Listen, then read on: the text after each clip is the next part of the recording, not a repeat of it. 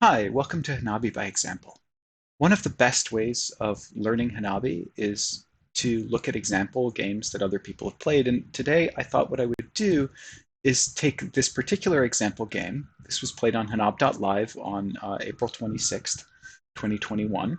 And I thought that this game would be very instructive for people just starting out in Hanabi because I think it covers some of the basics about playing together as a team, and also just simple, clean play. Um, if you want to see these kinds of games get played live, we play every week. Mark Magis streams it, so you can go to twitch.tv/Mark Magis and actually watch the games, join in, comment. Super fun. So, uh, for those not totally familiar, since this is for beginners, the left-hand side in this view is new cards coming into the hand. The right-hand side is uh, tends to be the oldest cards in the hand, and there are a couple of other things to notice. If you prefer a different view, you can go to hanab.live and you can look at this game ID 513,540 and choose one of the other views. And if you want that, just pay attention to the turn.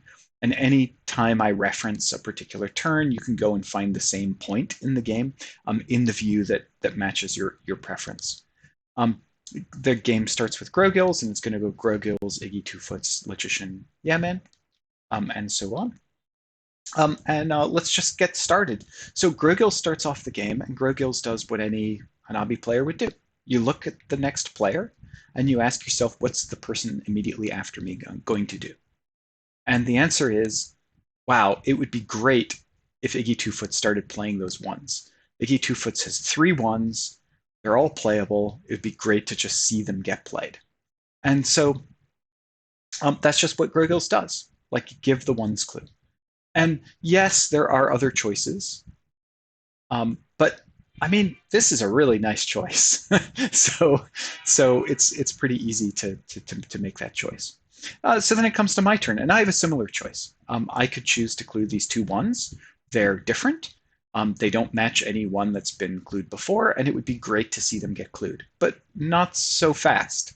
I skipped a step. What's the player immediately after me going to do? And yeah, man, doesn't have that much to do. Like if I take this clue away, well, Yemen could clue this green too, and that's a clue to give.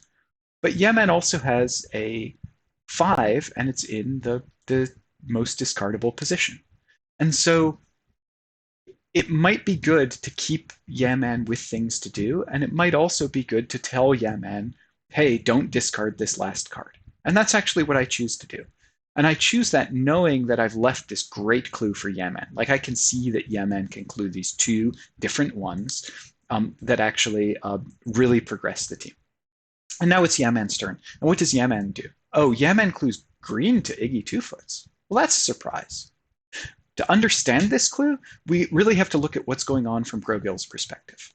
So let me just change. I'm going to change all the cards to be purple 5s in Grogill's hand just to hide them because we're thinking about this from Grogill's perspective.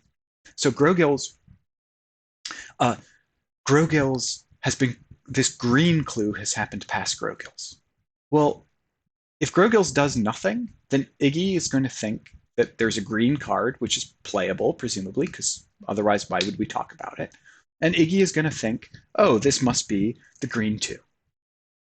But Grogills can see that it's not the green 2. It's the green 3. And there are only 2 ways to prevent a misplay at this point. One of them is for Grogills to tell Iggy about the fact that this is a 3 and not a 2. But that would mean Yaman had made a mistake, and we're not playing as a team then. And we'd be using 2 clues to get no cards played. So the other way to prevent a misplay is to play the green 2. So it must be possible for Grogills to play the green 2. And for it to be possible, 2 things are required. 1, Grogills has to have a green 2. And 2, it's got to be in a position in Grogill's hand where the green 2 can actually get played. And that position is the first position in the hand. And so Grogills, in order to prevent the misplay, why the first position? Well, because that's the most common place for a playable card to be. Cards that have been in the hand for a while, because they just by the very fact that they've been in the hand for a while, are less likely to be playable. Because if they were, we'd have clued them and then they would have gotten played. It's a very reductive argument. Um, so so Grogills takes the first card in the hand and plays it, and finds out to Grogill's shock that it's actually a red one. Well, what's going on there? Well, Iggy knows that Grogills would not have played the red one if this green card were playable. Iggy knows that Grogills thought that Grogills was playing the green two.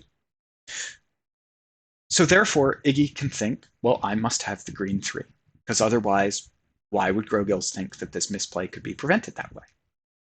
And so Iggy knows that Iggy has the green three, and we were able to get the red one played. And this situation in the game is called a bluff, because Grogills has been bluffed into actually playing a card, thinking that it was a different card. And we've used that to convey information about the green three. So why did Yemen do this? Yemen could have just clued the 2 ones. Why did Yemen choose green? Well, Yemen chose green because there's no yellow 2 visible. And so Yemen is saying to the rest of us, green is better. Green is better than this yellow clue. Like, let's get green played. Because I can see a green 3, but I can't see a yellow 2. And so Iggy, of course, has cards to play, these other ones, knows that this green is not the green 2, and so is going to continue playing. So here it is. Now it's up. Now it's my turn. Now I have a choice. I could clue this yellow 1, I could clue this green 2, I could clue this red 2. They're all playable. Well, what do I do? Well, Yemen said play green. So I should, as a team player, go along with what Yemen is saying. Let's get green played. Maybe I have the green 4-5, and that's why Yemen did it. Like, that could be true. It isn't true, but it could be true. So I clue green. And now that gives Yemen the flexibility to clue the next available card. And Yemen looks. Yemen says, what's Grogill's going to do? Next person is going to play green. What's Iggy going to do? Iggy is going to make some choice, purple 1 or green 3. What's Logician going to do? Logician doesn't have anything to do. I should give Logician something to do. What should I give Logician to do? Play this purple. So getting Iggy to play this purple is good because it means that it's possible for me to play this purple. And Yemen can also see these 2 purple cards, purple 3, purple 4. That's available in the hand. So that's actually what happens. Yemen clues the purple. Then Grogills plays because, oh, except Grogills doesn't play. Well, that's interesting. So why does Grogills not play? So Grogills can see that Iggy's going to play the purple 1. I'm going to play the purple 2. Well, wouldn't it be nice to get the purple 3 played? Because Yemen is the next player who doesn't have anything to do. So Grogills clues purple to Iggy. What's going on here? Well, if Grogills, this can't be about this 1. Because if Grogills did nothing, Iggy would play this 1. If Grogills played the green 2, Iggy would play this 1 because it's important to get this 2 played. And Iggy would know that, like, the only way to get that 2 played is for Iggy to play the 1. Now, on Iggy's turn, Iggy doesn't know what the color of this 1 is, but when this purple clue happens, Iggy can reasonably think that it's a purple 1. And the reason that Iggy can think that is that if it were, is that otherwise this clue might not be given this way. And I can certainly tell that it's purple because otherwise we would have prioritized getting Grogill's yellow 1 played, because that would have been more important to get a card played than the purple 2. So Grogill's clues purple. So what's Grogill's saying? Grogill's is saying, hey, Iggy, forget about this. Happens to be purple, but this card here, this one, it's playable. And that means Iggy should think, well, this is the next playable purple. So purple 1, purple 2, purple 3 is the next playable purple card. Now Iggy knows Iggy can see 2 purple 3s. So Iggy knows it's not the purple 3, but Grogills doesn't know that. Grogills Grogills thinks, oh, all I know about the hand is that all I know about the hand is that if someone played the purple 3, then this purple 4 would be playable. And most of us, like I can see the purple 3 that is in a position where it can get played and the player can play it. Grogills can see a purple 3 that's in a player's hand and is in a position where the player can figure out to play it, the first position. And Iggy can also see the purple 3, which is in position to be played. So this is really saying, hey, yeah, man, you have the purple 3, and Iggy, by the way, this is the purple 4 that should get played next. And this is a very strong thing to do. Like, it's very forceful because Grogills could just play the green 2, not worry about it, delay action until later, and thereby not commit that extra clue. So in order for us to get paid back, we've got to get paid back big time. This isn't just talking about one card, it's talking about 2 cards. And so that's the core of this purple clue. And what's going to happen is it's going to go purple 1 gets played, purple 2 gets played, purple 3 gets played, green 2 gets played. Everyone played a card around. We're right back to where Grogills was when we started. And we've communicated about an extra card. So Grogills knew that it was going to be a good deal. Now Iggy has a choice. Which card should Iggy play? Should Iggy play the purple 4 or should Iggy play the green 3? Well, Iggy can see this green 4. So because Iggy can see that green 4, what that means is that Iggy should play the green 3. So that's what Iggy does. And then it comes around to my turn. Well, what do I do? Well, I look and I think, well, yeah, man, I would be fine if yeah, man discarded this. Grogills, it'd be great to get this green 4 played or this yellow 1 played. Okay, well, what about Iggy? Well, I can see that this is in the first position and Iggy has a green card that I can use to get that card played. So if I clue green to Iggy, then what will happen is Grogills will know that the only way to prevent the misplay is for someone to play a card that's in the first position, the most playable position, whatever that happens to be. And that means that when it gets to Grogill's turn, Grogills is going to play. And I'm encouraging Yaman to discard by doing this because I'm skipping past Yaman. Now, Yaman has something else to do, like he can clue this 1. But I've encouraged him to discard, so he actually discards. And that's good for us because it brings in an additional card that we can get played. And it does it using a card that we can get rid of. And that's actually good for the whole team. So that's a very good discard to take. Grogills plays, Iggy plays, it's right back to me. And what's my choice here? Well, I think that by now you can catch a theme. I can see a playable card in the first position, so I start looking for ways to get that card played. And there's an obvious way to get that card played. I could clue blue here to Iggy, 2 foots. And then what will happen is Yaman will clue blue. So let's just explore that option. Like suppose that I clue blue to Iggy. What's going to happen? Well, Yaman's going to play. Then it's Grogill's turn. Grogills doesn't really have anything to do. Well, Grogills can clue this red too. So maybe Grogills discards. Seems unlikely. Maybe Grogills clues this red too, but that's not necessary because Iggy has something to do and you can see these blue cards. Or maybe Grogills clues these blue cards to Yaman. Like all of these things are possible. So, that might go here. Blue's probably blue to Yaman would seem pretty reasonable. It might go play.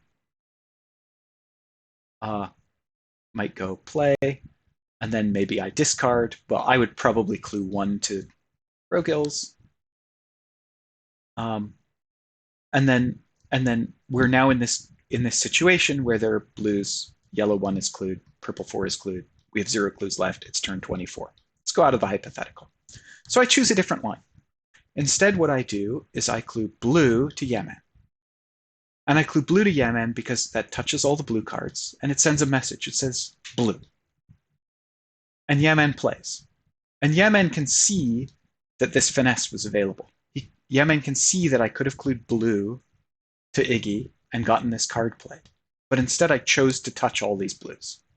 So Yemen must be thinking these other blues are playable. If Iggy doesn't play this blue 3 for some reason, Yemen should just continue playing these blues. Because otherwise, I could have clued the blue 3 to get the blue 3 played. So what am I doing touching other blue cards if I'm not getting value out of it? Grogil's clues blue. So now there's a big story going on. I'm saying blue, Grogil's is saying blue. We're all saying blue. And Yemen should be thinking, well, I must have more playable blue cards because I must have more playable blue cards, and that means I have a blue 4 somewhere. And if I'm not told about the blue 4, I'm going to play the one that's likeliest to be playable, which is the newest one in the hand. And sure enough, and so when it comes to my turn, I don't need to take care of Yemen. Yemen's heard the story. I already said blue. Grogils said blue. Blue. So I take care of Grogils. Grogils is the next player who needs to be taken care of. I clue the 1. Yemen plays. Grogils plays. Iggy Two Foots plays. We're all playing. Comes back to me. There are no clues available. I knew that this card, I had lots of opportunities to discard it. So time to discard. Get rid of it. Yemen. Yemen can play blue, get us an extra clue. Great. How did Yemen know that it was the blue 5 and it wasn't some other blue? Well, if it were just the 4, we could have handled it differently. I could have taken the finesse against blue, and then we could have touched just the 4. We could have waited a turn at that point. I could have taken the blue finesse, we could have not clued the 4, waited a turn, let the other blue card get discarded, and then clued the 4. So like Yemen has strong negative inference that these blue cards were playable in order. Because otherwise we had lots of choices about different ways to do it. So now it's Grogil's turn. Grogils has a choice. What's the next player going to do? There's this purple 5, there's this red 2. There's no red 3 visible. The purple 5 getting it played gets us an extra clue. So Grogils clues that purple 5. Makes sense. What does Iggy do? Well, Iggy could play this purple, but Iggy can see something that Grogils couldn't. Iggy can see that there's this yellow 2 in the first position that would be nice to get out, and Iggy can see that there's another card that can be used to get it out. And so the question is, what should Iggy do? Should Iggy play the purple 5, or should Iggy give these 2 cards? Well, let's go through some calculus. So if you play the purple 5, you get a card played, and you get a clue. So getting a card played is obviously worth more than a clue, because clues turn into getting cards played, and they don't tend to be as good as 1 for 1. So you might think that getting a card played is something like a little bit more than a clue, like 1.25, maybe something like that.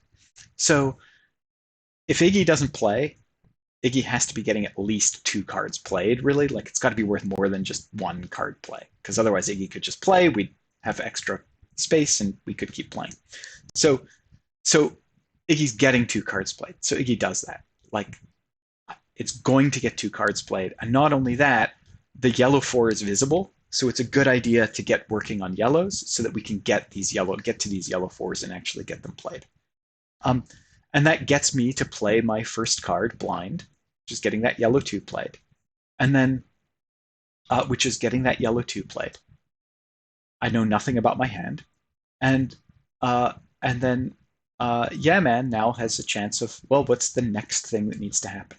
Well, this is a good moment to just stop and take a note about the game. Yemen, of course, clues. Oh, yeah. So take a note about the game.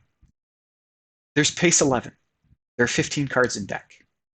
There are 4 red cards that we need to get to, 3 yellow cards, that's 7, 1 purple card, it's 8. So there are 8 cards that we need to get played, and there's 11 pace left. So we're going to get 11 more clues in the game to get 8 cards played. So at this point in the game, we can just point at individual cards for the rest of the game and have clues left over to point to extra cards to get everything played. So this game is on track to be an easy stroll in the park victory, like 25 out of 25, perfect game. So at this point, what are the important things to actually do? The most important thing is to just have clean, simple play. And yeah, man could clue fours to me to try and work with these fours, but that's uncomfortable because it touches a red four and the red four isn't playable at this point. And so yeah, man just discards. And that's perfectly fine. And it's going to work out great because yeah, man's four is easier to clue than my four. Grogil's plays, back to Iggy. Iggy plays, knowing that I have a good clue to give. And then I just give the good clue, keep it simple. Yeah, man plays. What does Grogil's do? Grogil's can see an easy clue to give.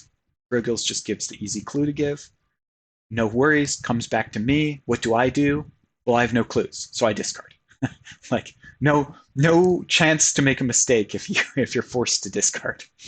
And so now it's Yemen's turn again. And Yemen knows that it would be nice to sort of point to cards, but there's nothing to point to. And so Yemen's discard here really says, note that this is turn 40, this really says there's nothing for me to point to. I have a clue.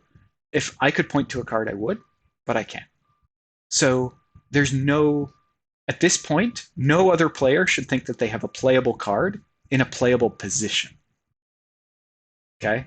And that second part, a playable position, is important because it might be that you have a card, but it's inconvenient to hint. Like if this red four were playable, these two cards would be hard to hint.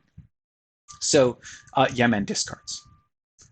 Grogil's now has the same question. Can you point to something? Answer, yes. Can point to this red card. And now it's Iggy's turn. Now Iggy would like to point to something, but it's inconvenient. This red card could be clued, but it's going to take a whole nother turn to get around to this red card. Fours could be clued, but that's inconvenient because there's a four blocking it. So maybe Iggy would maybe Iggy should clue this red four. It would leave us with 0 clues. It's a consideration. But also, what am I going to? But Iggy chooses to discard. What am I going to do? Okay, well, I would like to point to a playable card, and I can see these 2 fours here, and I make a decision. Like, it's going to take another round to get to this red 4 anyway. So one thing that I could do is I could just clue 4s to Grogil's. And I'm cluing 4s in 2 ways. One way is Grogil's will play the first 4, it'll be a strike, and then just play the next 4 next turn. So it costs us a strike, but we have strikes to burn. So it works. Why not do it? That's one way to think about it. But another way to think about it is that Grogil's knows that we've been pointing at cards, and that Iggy didn't point to Grogil's hand. If Grogil's had a playable card, why did Iggy not point to it? Iggy didn't point to it because the playable card wasn't in a playable position. And so Grogil's might be able to figure out, yes, Iggy didn't point to it, Logician did, therefore, maybe what I should be doing is I should play the second card. And it doesn't really matter. Like, if Grogil's plays the second card, the first card, it's going to work out. This game is easily won. So I wouldn't be surprised if Grogil's said, well, I thought the second card was the right card to play, but I just decided I'll take the strike because it'll work out. And Yemen decides to play along with this. He clues 5 to Iggy. Because he's thinking, well, you know what? There's no need to rush. We can just clarify everything and clue red, and no worries. Like, I don't need to play my 3 this turn. And in fact, by Yemen not playing the 3 this turn, it gives Grogil's even more information that this first card, it was not playable, and that the second card was playable. And Grogil's, of course, can't play a 4 because no 4 is playable. And now it's Iggy's turn. And there's an unfortunate thing about Yemen's choice, which is that Yemen clued this card as 5, and the yellow 5 is playable.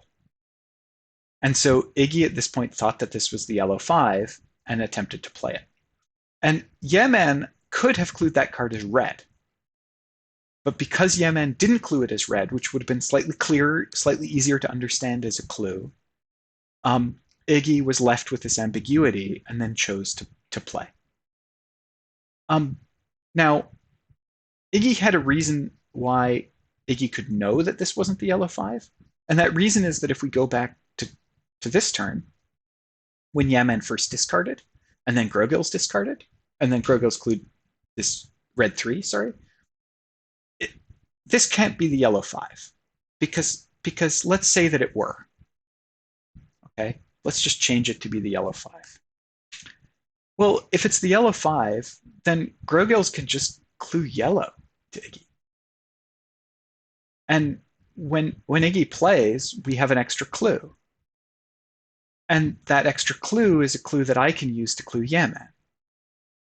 And that's more efficient than the line that we would have taken.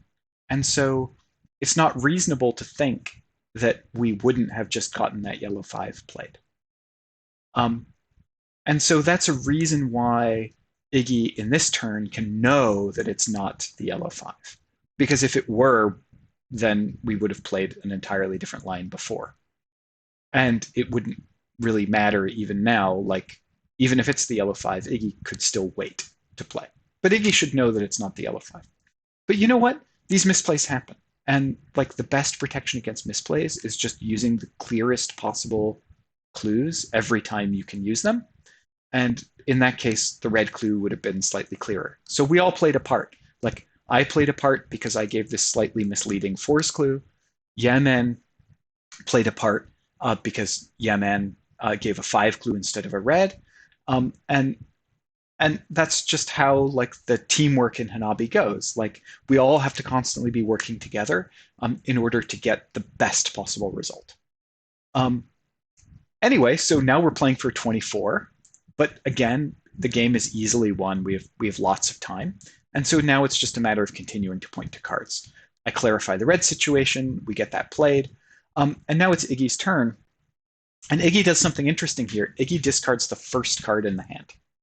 Notice that this blue 2 is the first card in the hand, and Iggy discards it.